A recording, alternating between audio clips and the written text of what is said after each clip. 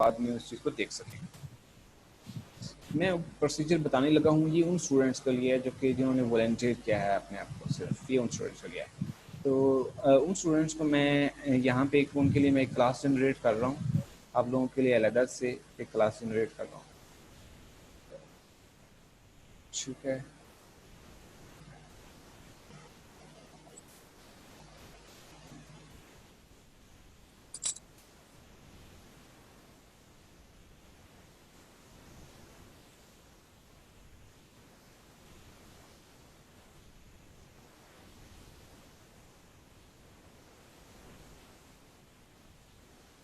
ये class generate होगी master class. अभी मैं इन स्टूडेंट्स को इसके अंदर एज अ टीए में ऐड करने लगा हूँ।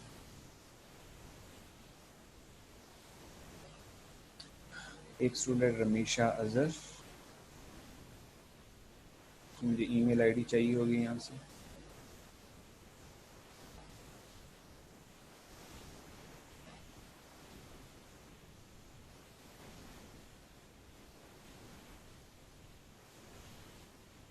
ठीक है, सबमिट।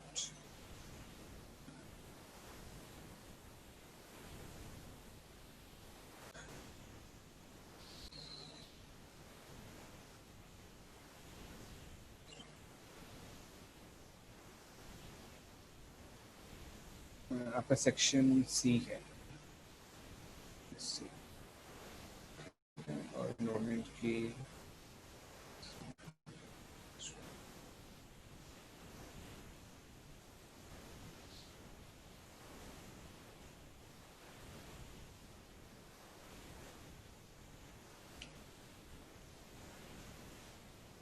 चलें।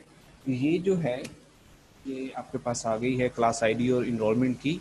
अब ये जो रमीशा अजहर स्टूडेंट है, ये इस क्लास आईडी और इनरोलमेंट की के थ्रू यहाँ पे आएगी, लॉगिन हो जाएगी, और उसके बाद she can do she can check the plagiarism for other students. तो अभी जो है आप लोगों के पास ये स्क्रीन पे शो हो रहा है, आप काइंडली इसकी पिक्चर ले लें। मैं भी इसको पिक्चर ले रहा ताकि उन स्टूडेंट्स के साथ शेयर किया जाए। वैसे उन स्टूडेंट्स को एक ईमेल भी चली जाएगी। ठीक है, ओके। अब मैं इसको कर रहा हूँ कंटिन्यू। देखें, अभी एक स्टूडेंट को मैंने ऐड कर दिया, ये देखिए रमीशा अजहर यहाँ पे ऐड हो गई है। अभी रमीशा अजहर अपने ईमेल के थ्रू यहाँ पे आएगी, और उसके बाद का प्रोसीजर मैं बाद में बताता हूँ कि उसने उसके बाद क्या करना है। अभी मैं सेकंड स्टूडेंट को यहाँ पे ऐड कर, second student is Noor Ayub.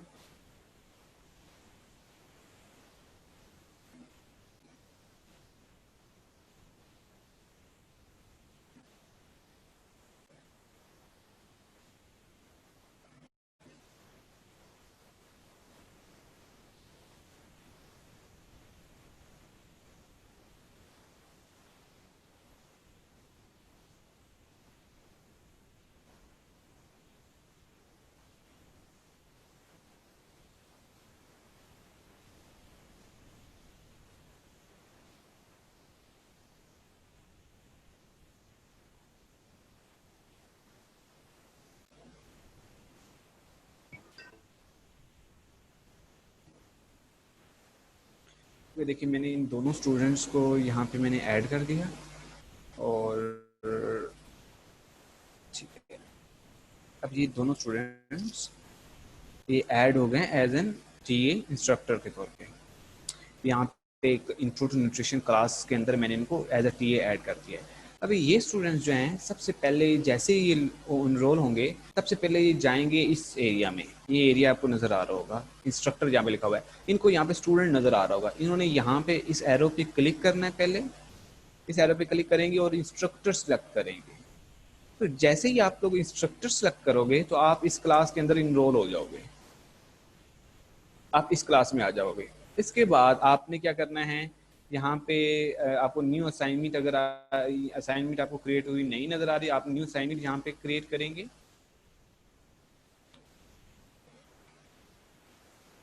New assignment पे क्लिक किया मैंने। तो ये जो स्टूडेंट्स हैं मुझे कांटेक्ट कर सकते हैं, और अगर ये स्टूडेंट्स हैं, अगर ईमेल पे उनको जल्दी रिस्पॉन्ड नहीं मिल रहा तो मुझे व्हाट्सएप भी कर सकते हैं। ये दो स्टूडेंट्स जो हैं, रमीशा अजहर एंड नूर अयूब। ये देखिए मैं अभी एक असाइनमेंट बना रहा हूँ आपके लिए। ये देखिए SHS 113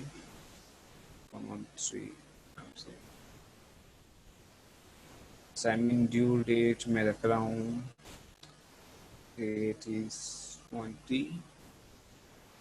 बट इसकी खैर है क्योंकि आपने मॉडल में देनी है तो मैं आप लोगों के यहाँ की कोई इशू नहीं। मॉडल में ऑप्शनल सेटिंग्स, यही स्टूडेंट्स यहाँ पे जाएंगे ऑप्शनल सेटिंग्स में अपने अकाउंट में। आपने यहाँ पे जो ये सेटिंग्स हैं इधर जाना है, तो यहाँ पे सबसे एंड पे जाना है और मेक श्योर कि यहाँ पे आपने नो रिपोजिटरी किया हुआ है। अगर आपने गलती से भी रिपोजिटरी कर दिया तो जितने भी स्टूडेंट्स हैं वो सबमिट देंगे तो उनका प्लेजरिज्म 100% शो होगा। आपने नो रिपोजिटरी पे करना है, ये दो स्टूडेंट्स आपने नो रिपोजिटरी पे क्लिक करना है। ठीक हो गया। नो रिपोजिटरी पे क्लिक करने के बाद आपने यहाँ पे सबमिट कर देना है। आपका बाय डिफॉल्ट आया होगा रिपोजिटरी वाला, लेकिन आपने वहाँ पे जाना है और नो रिपोजिटरी पे क्लिक करना है। अब ये देखो मैंने क्लास असाइनमेंट दे दी है। अब ये दो स्टूडेंट्स को मैंने ऐड किया हुआ है, Ramisha Azhar you can go and, और आप इधर से इस तरह असाइनमेंट चेक कर सकते हैं। असाइनमेंट जैसे चेक करेंगे, मैं दोबारा से होम पे जाके आपको दिखा दूँ।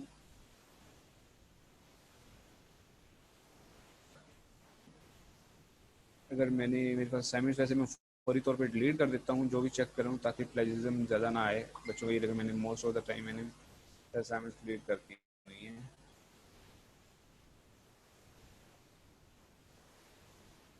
यहाँ पे मैं देखता हूँ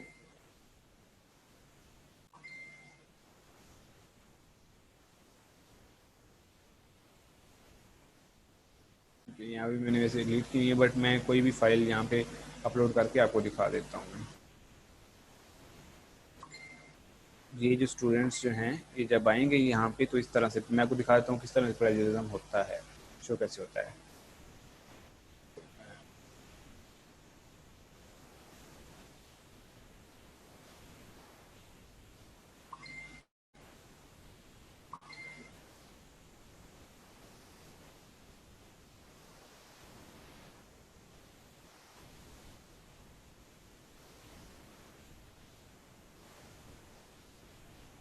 ठीक है, ये स्टूडेंट इसी तरह जैसे मैं कर रहा हूँ, ये असाइनमेंट मैंने अपने कंप्यूटर से उठाई है। इस तरह जब आप उसको सेंड करेंगे वो इसी तरह चेक कर रहे होंगे आपके असाइनमेंट। ये अपलोड पे क्लिक करेंगे।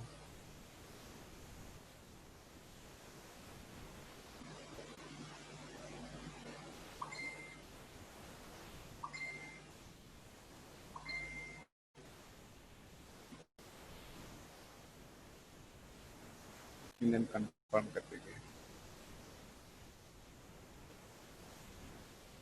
ये जो सॉफ्टवेयर है ये HEC की तरफ से यूनिवर्सिटी को मिला हुआ है और फिर यूनिवर्सिटी आगे टीचर्स को एक्सेस देती है। तो ये सॉफ्टवेयर इट्स ओनली सॉफ्टवेयर जो कि बेस्ट प्लेजरिज्म चेकर है इन रिसर्च फील्ड का। अपने रिसर्च एकेडमिक सेटअप के अंदर आप जब प्लेजराइज्ड फ्री कंटेंट जब प्रोड्यूस करते हैं तो अल्टरनेटिव जो है ये सॉफ्टवेयर है जो कि आपको एग्जैक्ट सही आपको दिखा देता है कि आप प्लेजरिज्म आपने कहीं से जो अपना कंटेंट है वो कॉपी किया हुआ है या नहीं किया हुआ।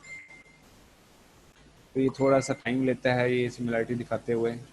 तो अभी हम इसको दोबारा से रिफ्रेश करेंगे तो ये भी आ जाएगा थोड़ी देर में।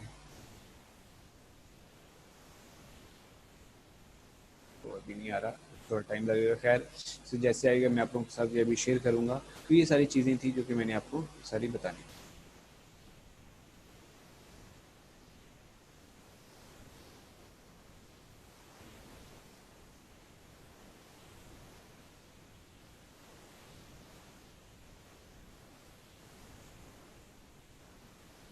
ये आर्टिकल इसकी प्लेजरिज्म जो आई है वो 12% आई है।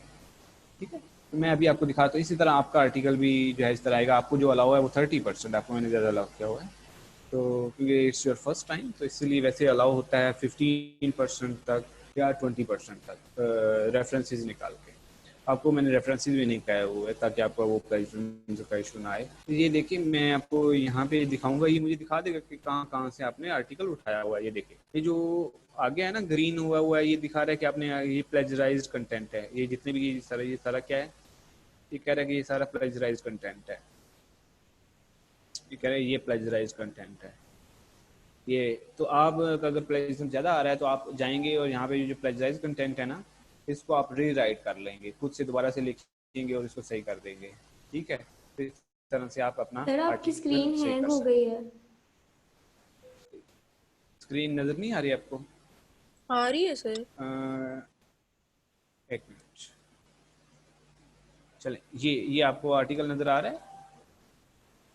यस। Yes sir. ये देखिए, ये सारा जो आपको हाईलाइट हुआ हुआ पार्ट आ रहा है, ये सारा है कि ये प्लेजराइज्ड कंटेंट है। ठीक है, तो ये आपने कहीं से कॉपी किया हुआ, ये शो कर रहा है।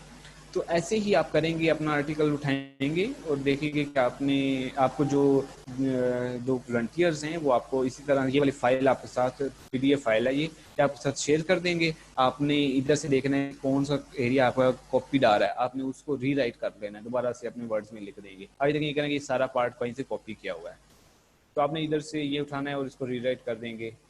ये वाला हेडिंग ये कॉपी की हुई है, इसको रीराइट कर लेंगे, आप इधर से रीराइट कर लेंगे, ये सारी चीज़ों को आप फिर रीराइट कर लेंगे।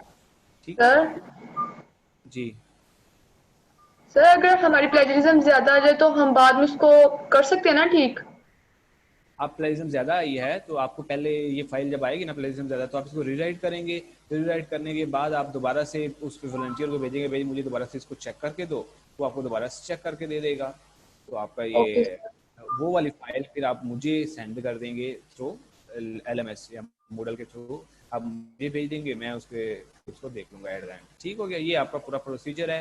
वॉलंटियर्स, 2 वॉलंटियर्स हैं, अगर वॉलंटियर्स और आना चाहते हैं और भी आ जाएं क्योंकि स्टूडेंट्स ज़्यादा हैं, ताकि वो इजीली उसको मैनेज कर सकें। तो फिर जो वॉलंटियर्स जो हैं, आपने वॉलंटियर्स को तंग नहीं करना, बिल्कुल ऐसा नहीं है कि आप उसको बार बार कहें कि मुझे चेक करके दो, कोई फोर्स नहीं करना, आपने जस्ट उनको एक मैसेज करना है। अगर उनका रिप्लाई नहीं आ रहा तो आप दोबारा से उसको रिमाइंडर दें कि मुझे काइंडली मुझे सेंड कर दें मेरी ईमेल पर, तो वो सेंड कर देंगे। आपने किसी ने फोर्स नहीं करना उनको कि ज़बरदस्ती, या उसको ऐसा फील नहीं करवाना कि आप उनको कोई ऑर्डर वाला नहीं हो, आप रिक्वेस्ट वे में आप उनको ज़रूर कहेंगे, क्योंकि वो आपकी हेल्प कर रहे हैं इन चेक करने में। तो वो आपने उनको एक अच्छे अंदाज में, आपने अच्छे कम्युनिकेशन अच्छा कम्युनिकेट करेंगे तो वो आपको ज़रूर आपके लिए हेल्प करेंगे। ठीक है, अगर वो 2 स्टूडेंट्स यहाँ पे हैं तो काइंडली बताएं, रमीशा अजहर एंड नूर अयूब जी। सर ऐसा नहीं हो सकता हम खुद से चेक कर लें, बार बार उनको तंग करें? हाँ बिल्कुल बिल्कुल, ये खुद से चेक ही था पहले, जब ऐसा नहीं होता था कि पहले ये वाला टीए वाला सिस्टम में पहले स्टूडेंट्स खुद ही चेक करते थे। तो बट ये लास्ट सेमेस्टर से ये ऐसा हो रहा है कि इसके अंदर टर्निटिन में इशू आ रहा है लिमिट का, कि इट्स फॉर 10 स्टूडेंट्स ने अपना असाइनमेंट सबमिट की है, चेक की है अपनी, और लिमिट एक्सीड का ऑप्शन आ गया है कि अब वो स्टूडेंट नहीं कर सकते, जिसकी वजह से ये मुझे सोल्यूशन निकालना पड़ा कि अब और कोई सोल्यूशन होना चाहिए स्टूडेंट्स।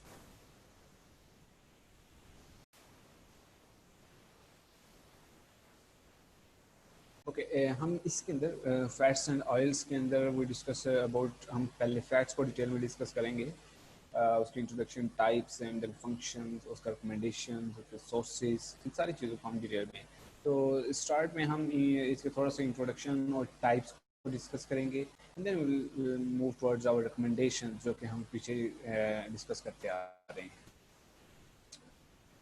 कंपोजिशन जैसे कि आपने डिस्कस किया, जैसे कार्बोहाइड्रेट्स की तरह इसके अंदर भी carbohydrate contains carbon, hydrogen and oxygen, but इसके अंदर जो अमाउंट है वो ज़्यादा है, that's why it gives you more energy. हम कहते हैं ना fat give you 9 calories as compare to, आप देखें कार्ब जो है वो आपको 4 कैलोरीज दे रहा है, प्रोटीन जो है वो आपको 4 कैलोरीज दे रहा है।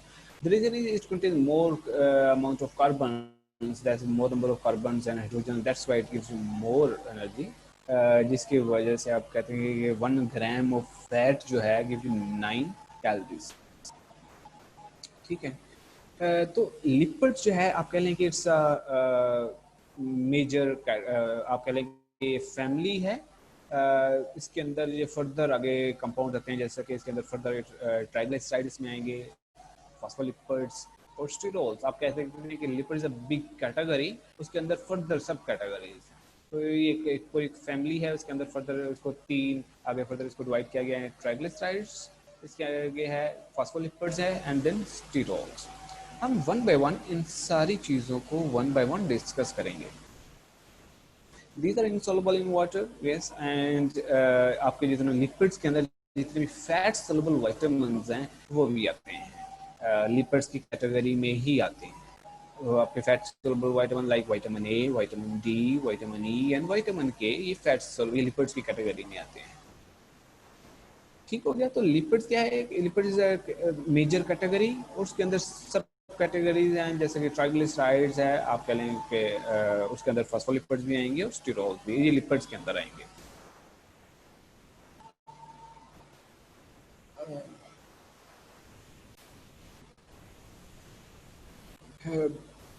लिपिड्स आगे फैट्स हैं, एक जो टर्म है दैट्स अ फैट, एक है ऑयल्स। अब दोनों में डिफरेंस क्या है? जो चीज़ जो कि आपका लिपिड सॉलिड हो एट रूम टेम्परेचर, हम उसको बोलेंगे दैट्स अ फैट। एक 25 डिग्री सेंटीग्रेड पे अगर वो सॉलिड हैं तो हम बोलेंगे दैट्स अ फैट, एंड अगर that's liquid at room temperature तो we call it that is the oils. So अगर 25 डिग्री सेंटीग्रेड पे लिपिड जो है वो लिक्विड है, वी कॉल इट ऑयल। अगर वो उस 25 डिग्री सेंटीग्रेड या रूम टेम्परेचर पे सॉलिड फॉर्म है तो we call it that the fat. That's a basic difference. Then we have types of lipids. हमने कहा जैसे कि lipid is a major category, उसके आगे फर्दर कैटेगरीज हैं। तो 3 टाइप्स हैं, ट्राइग्लिसराइड्स, फॉस्फोलिपिड्स एंड स्टीरोल्स। हम वन बाय वन सबको डिस्कस करने जा रहे हैं डिटेल में। ट्राइग्लिसराइड।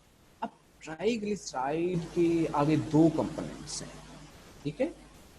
एक है ग्लिसरॉल, एक है फैटी एसिड, ठीक है? हमने अभी डिस्कस किया है कि लिपिड की 3 कैटेगरीज हैं, 3 है टाइप्स। कौन कौन सी है? एक ट्राइग्लिसराइड, एक है फॉस्फोलिपिड और एक है sterol.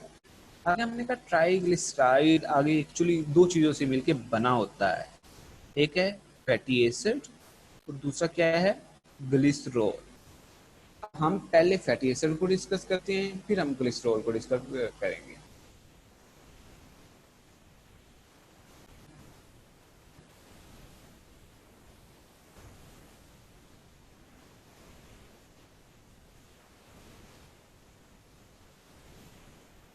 Okay, fatty acid actually ये एक कार्बन चेन है दैट हैज, जिसके एक एंड पे, ये एक कार्बन की चेन है जिसके एक एंड पे आपको एसिड ग्रुप नजर आएगा, कार्बोक्सिलिक ग्रुप, और दूसरे एंड पे आपको एक मिथाइल ग्रुप नजर आएगा, ठीक है? तो fatty acid actually it's a chain of carbon with hydrogen attach. उसके कार्बन की एक चेन है, लंबी सारी कार्बन की एक चेन है। मैं ऐसे चेन बना देता हूँ, ये कार्बन की चेन है, ठीक है? इसके साइडों पे क्या है? हाइड्रोजन अटैच है, ठीक है? और एक साइड पे इसके क्या है? मिथाइल ग्रुप है। मिथाइल ग्रुप क्या होता है? CH3। तो आप ये देखो 3 कार्बन, ये 3 हाइड्रोजन इसके साथ अटैच हैं। यहाँ पे इसके साथ क्या है? आपको मिल जाएगा कार्बोक्सिलिक ग्रुप COOH, यहाँ पे आपको ये मिलेगा।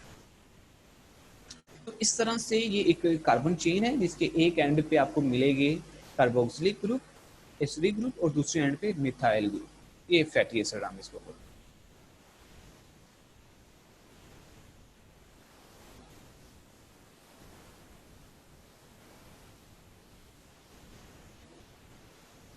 ये एक एग्जांपल दी गई है फैटी एसिड की, और जो कि एग्जांपल दी गई जैसे एसिटिक एसिड। एसिटिक एसिड जो कि विनीगर में ये एसिड मौजूद होता है, एसिटिक एसिड, और that is the shortest acid that contains only 2 carbon atoms, ठीक है? इसके 2 कार्बन एटम्स हैं, शॉर्टेस्ट। इस ये जो आप कह रहे हैं कि दैट्स द शॉर्टेस्ट एसिड है जो कि 2 कार्बन इसके हैं, कार्बन यूनिट्स हैं, और that's present vinegar and gives sour taste. यहाँ पे इसका स्ट्रक्चर बताया हुआ है, दैट इज 2 कार्बन मौजूद हैं, एक साइड पे मिथाइल ग्रुप है। ये देखो मिथाइल ग्रुप क्या होता है? CH3। तो C के साथ कार्बन के साथ 3 H हाइड्रोजन यहाँ पे मौजूद है। यहाँ पे एक दूसरी हमने कहा कि दूसरे एंड पे कार्बोक्सिलिक ग्रुप होता है, COOH, यहाँ पे कार्बोक्सिलिक एंड यहाँ पे मौजूद है।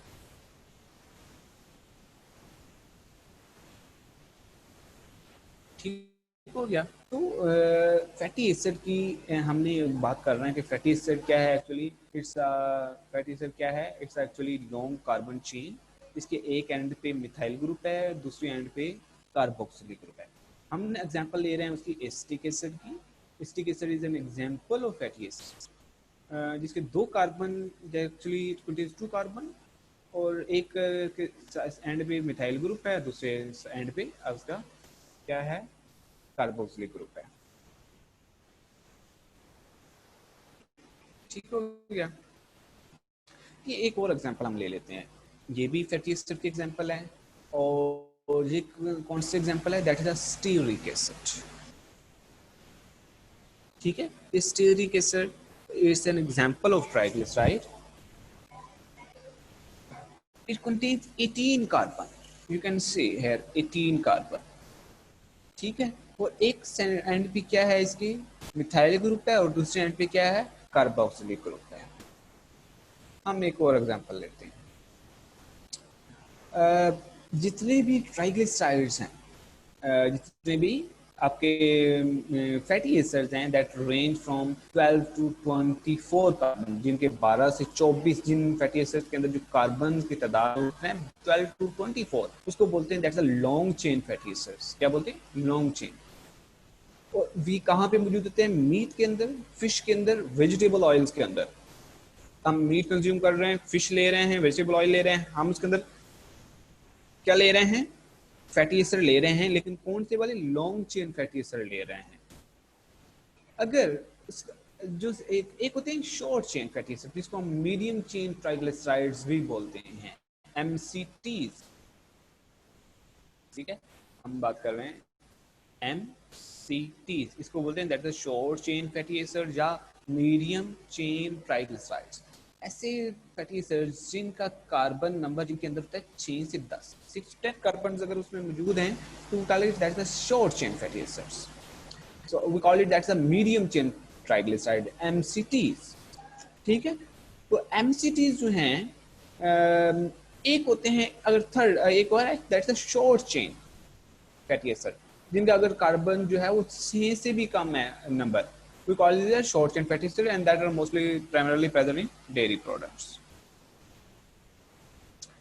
ठीक हो गया।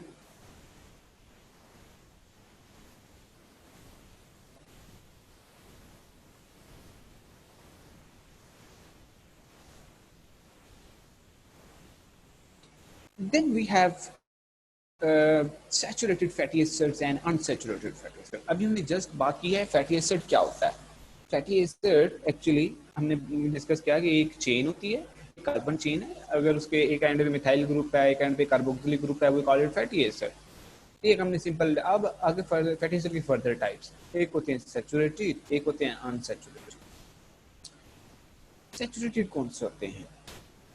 सैचुरेटेड ये है that's a fatty acid that contain, जिसके अंदर जो है लोड, जो कि actually that contain only single bond between its carbon atoms. ठीक है, अब कार्बन एटम जितने भी हैं इसके अंदर सिंगल बॉन्ड अगर मौजूद है, we call it that is a saturated fatty acid. मैं आपको एग्जांपल यहाँ पे देता हूँ। जी हमने एग्जांपल ली पहले स्टीयरिक एसिड की, इसके जितने भी कार्बन, हर कार्बन के दरमियान जो बॉन्ड है वो सिंगल बॉन्ड मौजूद है, तो we call it that is saturated fatty acid. ठीक हो गया। यहाँ पे देखिए, अगर हम यहाँ से 2 हाइड्रोजन निकाल दें तो ये क्या होगा, ये केमिकल स्ट्रक्चर ही नहीं बनेगा। स्टीयरिक एसिड हमने लिया, स्टीयरिक एसिड, ये स्टीयरिक एसिड है, इसके हर कार्बन के अंदर दरमियान एक बॉन्ड है। हम अगर यहाँ से 2 हाइड्रोजन निकाल दें तो ये क्या स्ट्रक्चर बनेगा? सही नहीं, क्योंकि हर एक कार्बन के साथ कितने हाइड्रोजन मौजूद होने, आपके जो है मौजूद होने चाहिए, बॉन्ड 4 बॉन्ड होने चाहिए एक कार्बन के साथ। अब यहाँ पे कितने बॉन्ड रह जाएंगे, मैं आपको बताता हूँ। ये देखो, एक कार्बन के साथ, ये देखो यहाँ पे देखो, ये कार्बन है, 1 बॉन्ड, 2 बॉन्ड, 3, 4। यहाँ पे देखो 1 बॉन्ड, 2 बॉन्ड, 3 बॉन्ड, 4। इस कार्बन को देखो, ये वाले, इस वाले को 1 2 3, 4 बॉन्ड नहीं है। तो ये क्या, ये केमिकल स्ट्रक्चर ही इम्पॉसिबल है, पॉसिबल ही नहीं है।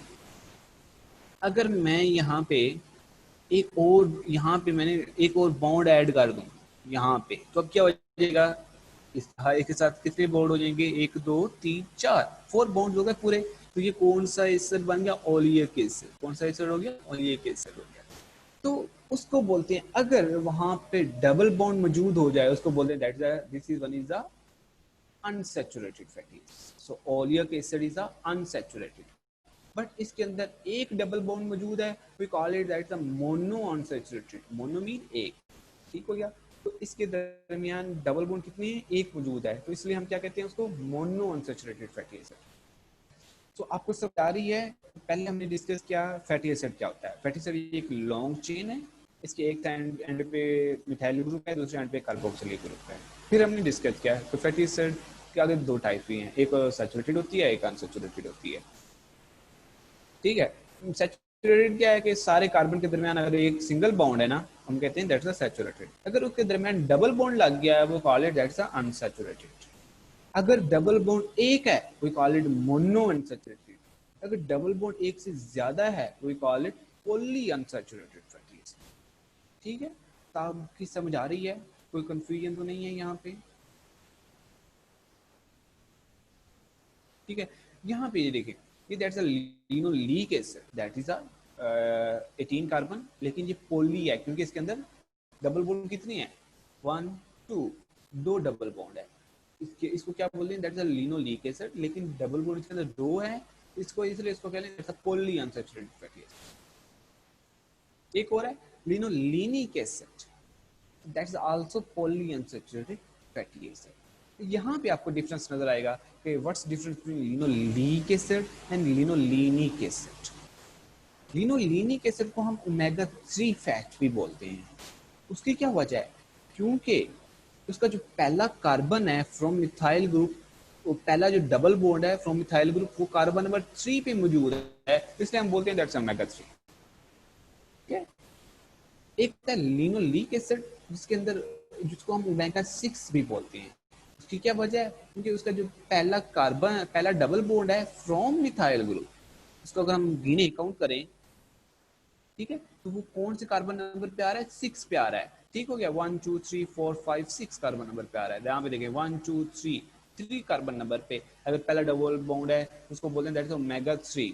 अगर वो 6 कार्बन नंबर पे है तो we call it that's omega 6 fatty acid. तो that's the difference between linolenic, उसको हम ओमेगा 3 भी बोलते हैं क्योंकि उसका पहला कार्बन फ्रॉम मिथाइल ग्रुप, पहला double bond from methyl group carbon number 3 पे था, इसलिए बोलते हैं ओमेगा 3।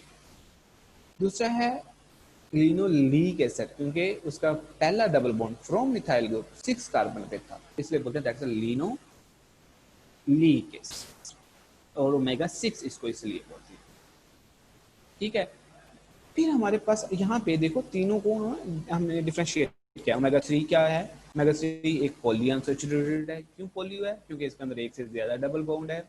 और इसको ओमेगा 3 ही क्यों बोलते हैं? क्योंकि इसका पहला double bond from carbon carbon number 3 पे था। ओमेगा 6 ये पॉली है। क्यों पॉली है? क्योंकि इसके अंदर एक से ज्यादा डबल बॉन्ड है। इसको ओमेगा 6 क्यों बोलते हैं? क्योंकि इसका जो first double bond from methyl group carbon number 6 पे था। ओमेगा क्या है? हम बोलते हैं ओमेगा 3 ओमेगा 6, ये एक्चुअली ओमेगा क्या है? Omega actually Greek alphabet, last letter of Greek alphabet, ठीक है। ये केमिस्ट यूज करते हैं just to refer the position of first double bond from methyl group. अपने किसी ने बताना है ना कि केमिस्ट ये बताना है कि मिथाइल ग्रुप से जो पहला डबल बॉन्ड है किस पोजीशन पे है, कौन से नंबर पे है, तो उसके लिए वो ओमेगा का वर्ड इस्तेमाल करते हैं, ओमेगा अल्फाबेट इस्तेमाल करते हैं, ठीक हो गया।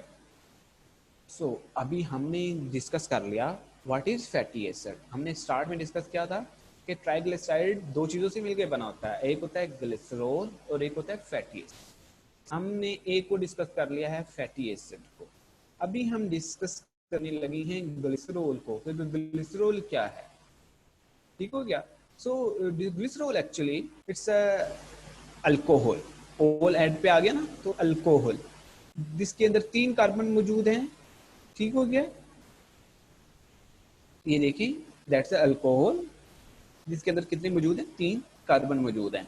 और actually it's a backbone of triglyceride. अभी मैं आपको दिखाता हूँ ये किस तरह बनता है, ठीक है। सो ग्लिसरॉल जो है, ट्राइग्लिसराइड जो है, अब ये ग्लिसरॉल और फैटी एसिड आपस में मिलते हैं और एक ट्राइग्लिसराइड बन जाता है। मैं इस स्लाइड के ऊपर बाद में आता हूँ, पहले ये हम डिस्कस कर लेते हैं। ये देखो ए फॉर्मेशन, ये ग्लिसरॉल है, 3 कार्बन है, साथ में हाइड्रोक्सिल ग्रुप साथ में मौजूद हैं, OH ग्रुप, और ये फैटी एसिड है, ये तीनों फैटी एसिड है। इसके एक ग्लिसरॉल के साथ 3 फैसिलिटेटेड जुड़े हैं, तो 3 जुड़े हैं इसलिए हम बोलते हैं ट्राई, इसलिए बोलते हैं हम ट्राइग्लिसराइड्स, इसलिए हम बोलते हैं क्योंकि 3 फैटी एसिड जुड़े हैं। तो ये जो है, ये देखिए, ये आपस में मिलके वाटर बना लेंगे, उस पीछे अब ये क्या बचेगा, ये ट्राइग्लिसराइड बन जाएगा। ठीक हो गया। तो ये इस तरह से ग्लिसरॉल और फैटी एसिड मिलके आपस में ट्राइग्लिसराइड बनाते हैं। यहाँ पे देखिए, दैट्स एक्चुअली आप कह लेंगे that's the chief form of fat, जो कि आप that's we call it, that's also storage form of fat. जी स्टोर हो जाती है, that is storage form of fat, जो कि that is composed of glycerol and fatty acid, और ये हमारी बॉडी में स्टोर होती है। तो हमारी बॉडी में स्टोर किस फॉर्म में होती है, दैट इज द ट्राइग्लिसराइड की फॉर्म में होती है। दैट इज इसलिए we call it that is the storage form of fat. Okay, we'll discuss after azan. Continue after azan. हमने डिस्कस कर लिया कि आगे लिपिड्स की आगे 3 कैटेगरीज होती हैं, 3 टाइप्स हैं, एक ट्राइग्लिसराइड है, एक फॉस्फोलिपिड है, एक स्टेरॉल है। हम ट्राइग्लिसराइड पे आ गए। ट्राइग्लिसराइड को डिस्कस किया हमने, कहा कि वो 2 चीज़ों से मिलकर बना होता है, फैटी एसिड से मिलकर बना होता है और साथ में ग्लिसरॉल से मिलकर बना होता है। फैटी एसिड हमने कहा कि उसके आगे फर्दर टाइप्स हैं, वो सैचुरेटेड भी हो सकता है, अनसैचुरेटेड भी हो सकता है। सैचुरेटेड वो होता है जिसके में कार्बन के दरमियान एक बॉन्ड हो, सिंगल बॉन्ड हो। अनसैचुरेटेड होता है कि जब उसमें डबल बॉन्ड आ जाए। फिर हमने कहा, फिर अनसैचुरेटेड के आगे फर्दर है, या मोनो हो सकता है या पॉली। मोनो होता है जैसे कि हमने स्टीरिक एसिड की एग्जांपल दी कि एक डबल बॉन्ड है, ओलिक एसिड की हमने एग्जांपल दी, एक डबल बॉन्ड है। अगर उसके डबल बॉन्ड बढ़ जाते हैं, जैसे कि लिनोलेनिक एसिड है और लिनोलीक एसिड है, उसको बोला that is a poly unsaturated fatty acid. फिर हमने ओमेगा 3 और ओमेगा 6 का डिस्कस किया। ठीक है, अब ये है दैट इज हाइड्रोजनेशन। क्या है अब हाइड्रोजनेशन ऐसे है कि अगर आप that is addition of hydrogen, यही है हाइड्रोजनेशन। हाइड्रोजनेशन जो है actually it's a conversion of saturate आप अनसैचुरेटेड सैचुरेटेड में जाना, तो दैट्स एक्चुअली हाइड्रोजनेशन। मैं आपको इसके एग्जांपल देता हूँ। ये देखो, एक कार्बन के साथ कितने बॉन्ड होने चाहिए, 4, 2, 3, 4 पूरे। अगर मैं यहाँ पे हाइड्रोजन एक ऐड कर देता हूँ, अभी कितने बॉन्ड हो गए, 1 2 3 4 5। ये फिर क्या करूँगा, मैं एक यहाँ से डबल बॉन्ड खत्म कर दूंगा, तो एक यहाँ से ये वाला डबल बॉन्ड यहाँ से मैंने खत्म कर दिया, तो अभी कितने हो गए, 4 पूरे हो गए। तो अभी क्या होगा, ये डबल बॉन्ड खत्म हो गया। तो दैट इज क्या होगा, अगर मैं हाइड्रोजन ऐड कर रहा हूँ, ये क्या कर रहा हूँ, मैं अनसैचुरेटेड को किस में कन्वर्ट कर रहा हूँ, सैचुरेटेड में। सैचुरेटेड में एक डबल बॉन्ड, एक बॉन्ड होता है। पॉइंट की समझ आई कि हाइड्रोजनेशन क्या है, that is addition of hydrogen, you are actually converting unsaturated to saturated fat. ठीक है, तो जब आप अनसैचुरेशन से सैचुरेशन की तरफ जाते हैं, इसका मतलब क्या है, अनसैचुरेटेड होता है लिक्विड, सैचुरेटेड होता है सॉलिड टेम्परेचर।